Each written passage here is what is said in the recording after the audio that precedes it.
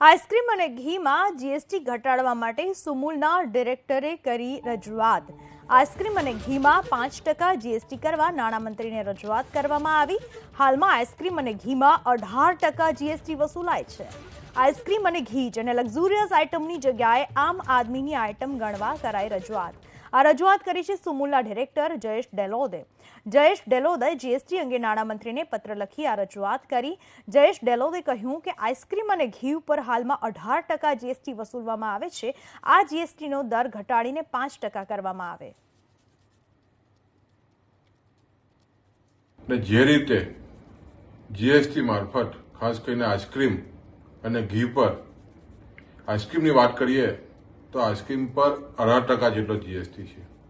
Ice cream આજે સહકારી ડેરીઓ મારફત તમે જુઓ તો 10 રૂપિયાથી માંડીને ખૂબ જ નચીવા દરે આમ જનતાને મળી રહ્યું છે। એવા સમયે 18% જીએસટી ઘણો ઊંચો છે।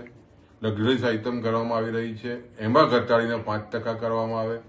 સાથે સાથે જે ડેરી પ્રોડક્ટ ઘી છે એમાં પણ લગભગ 12% જેટલો જીએસટી છે, એ પણ ઘટાડીને 5% કરવામાં આવે।